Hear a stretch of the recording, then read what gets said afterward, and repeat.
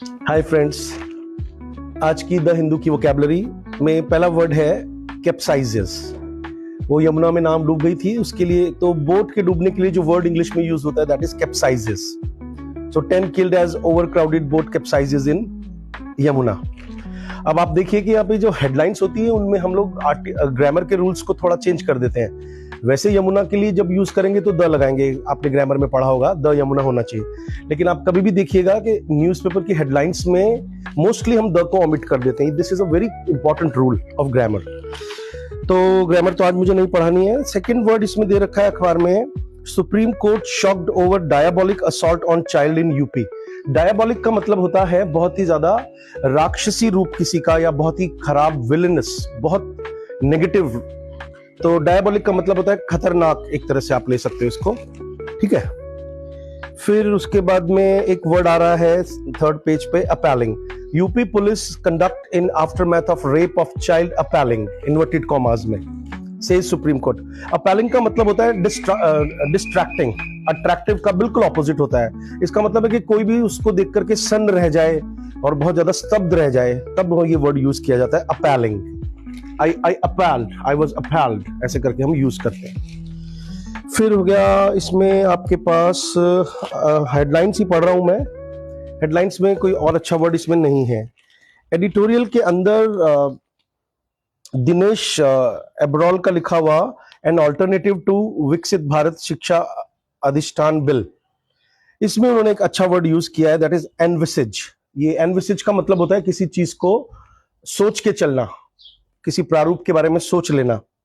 स्टैच्यूटरीली एक वर्ड है स्टैच्यूट से, आपने सिगरेट के पैकेट्स पे लिखा होगा, लिखा हुआ देखा होगा स्टैच्यूटरी वार्निंग। तो स्टैच्यूट का मतलब क्या होता है? कानून, लॉ।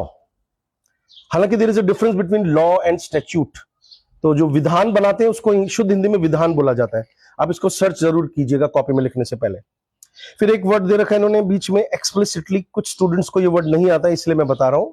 एक्सप्लिसिटली मतलब स्पष्ट रूप से, इम्प्लिसिटली का मतलब हिडन रूप में। फिर एक अच्छा आर्टिकल है जिसका नाम है bolstering deterrence through submarine dominance.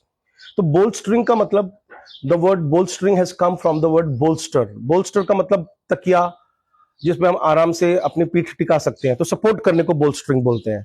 और डेटरेंस का मतलब होता है किसी को रोक देना, किसी चीज के लिए बाधित कर देना। तो आपने देखा होगा कि वो ईरान में सबमरीन डोमिनेंस मतलब अपना प्रभुत्व जमा रहे हैं वो, और डरा करके। फिर एक वर्ड आ रहा है रीबिल्डिंग टाइज, एक अच्छा सा आर्टिकल है जिसमें प्रैग्मेटिज्म वर्ड आ रहा है। तो प्रैक्टिकल सोचने को इंग्लिश में प्रैग्मेटिज्म बोलते हैं स्टूडेंट्स, ठीक है।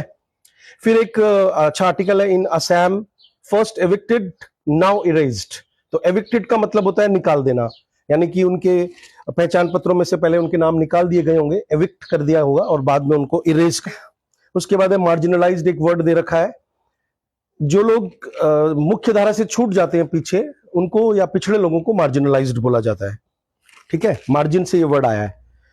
फिर उसके बाद में एक आर्टिकल का एक टाइटल है, government examining compliance burden on MSMEs due to war. तो कंप्लायंस वर्ड आया है कंप्लाई से, कंप्लाई मतलब मानना। तो कंप्लायंस बर्डन का मतलब होता है कि आपको किसी रूल को मानना ही होगा, कॉम्प्लाई करना होगा उसके साथ में। जैसे आप बोलते हो ना कि I comply with the traffic rules. एक स्पोर्ट्स में उन्होंने अच्छी सी इडियम दी है, off the boil, examining Varun sudden downturn.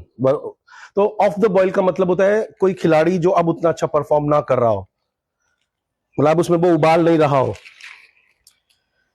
गर्मी ना रही हो वो। और इसके अलावा इन्होंने कोई बहुत अच्छा वर्ड यहां कहीं भी यूज नहीं किया जिसको मैं आपको बता सकूं। चलिए, that's it for today, thank you very much.